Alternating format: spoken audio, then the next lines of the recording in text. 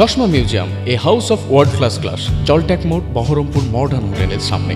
Hariharpara BDO অফিসে অন্নপূর্ণা যোজনার টাকা না মেলায় পরপর দুদিন তীব্র বিক্ষোভ দেখালেন এলাকার একাধিক বঞ্চিত মহিলা। বারবার আবেদনপত্র জমা দেওয়া সত্ত্বেও দীর্ঘদিন ধরে তাদের ব্যাংক অ্যাকাউন্টে কোনো সরকারি অনুদান ঢোকেনি বলে অভিযোগ আন্দোলনকারীদের। বৃহস্পতিবারের পর শুক্রবারও মহিলাদের এই আকস্মিক বিক্ষোভে কার্যত উত্তাল হয়ে ওঠে গোটা অফিস চত্বর। পরিস্থিতি বেগতিক দেখে ঘটনাস্থলে হরিহরপাড়া থানার আইসি সহ বিশাল পুলিশ বাহিনী পৌঁছে উত্তেজনা সামাল দেওয়ার চেষ্টা করে।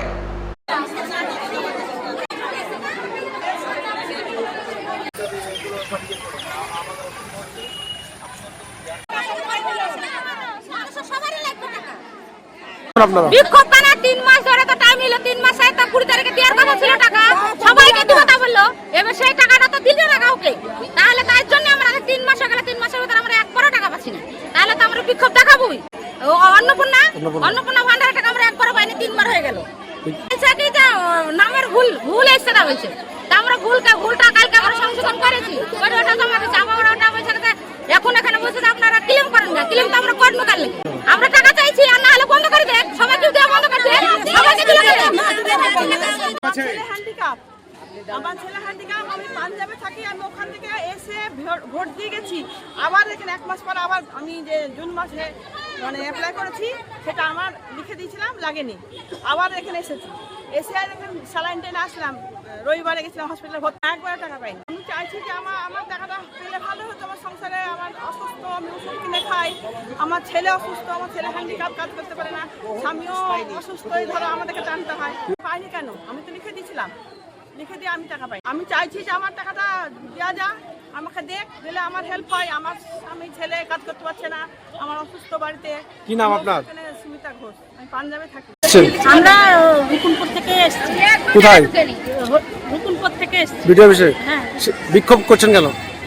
আমরা 1 টাকা পাইনি অন্নপূর্ণা ভান্ডারে। অন্নপূর্ণা ভান্ডারে। কি চাইছেন এখন আপনারা? দিলে সবাইকে দেখ, তাই চাইছি, আর না দিলে দিবে না।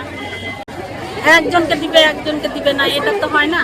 অন্নপূর্ণা একটা বড় সমস্যা আমাদের ব্লকে। আমাদের ব্লক শুধু নয়, গোটা বাংলাতেই আমরা বিভিন্ন সোশ্যাল মিডিয়ায় দেখতে পাচ্ছি অন্নপূর্ণা নিয়ে আমাদের মা বোনরা একটা বিভ্রান্ত।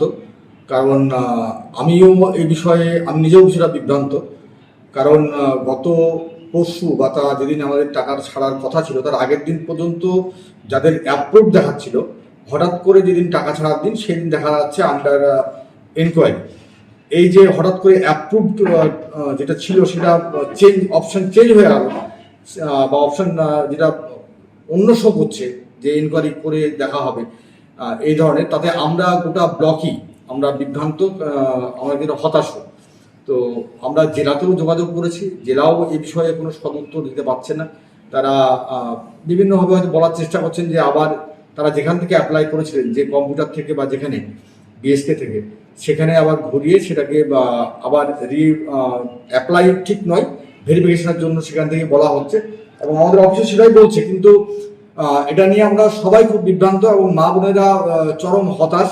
তারা গতকাল পরশু থেকে হাজার হাজার মহিলা আমাদের ব্লকে আসছেন, মা বোনরা আসছেন, তাদের অভিযোগ জানাচ্ছেন, আমরা তাদের কথা শুনছি, ভিডিও সাহেব শুনছেন, কিন্তু সমস্যার সমাধান কিন্তু আমাদের হাতে নাই।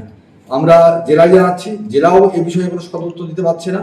এগুলো স্টেট লেভেল থেকে কি ভাবনা চিন্তা চলছে, যদি কোনো অফিসিয়ালি কোনো অর্ডার আমাদেরকে না বলা হয় বা দেওয়া হয়, তাহলে কিন্তু এর সঠিক উত্তর আমরা দিতে পারবো না, বা আমরা কিছুটা অপারগ। তাই আমরা যেসব মা বোনেরা ব্লকে আসছেন তাদের সঙ্গে কথা শুনছি, তাদের সমস্যা শেয়ার করছি, এবং তাদেরকে বুঝিয়ে আবার রিভেরিফিকেশনের জন্য আবার তাদেরকে বাড়ি পাঠাচ্ছি। কিন্তু এটা সমস্যার সমাধান নয় বলে আমার মনে হচ্ছে ব্যক্তিগত হবে। কাজেই সঠিক কোনো গাইডলাইন স্টেট লেভেল থেকে আমাদের কাছে আসা উচিত।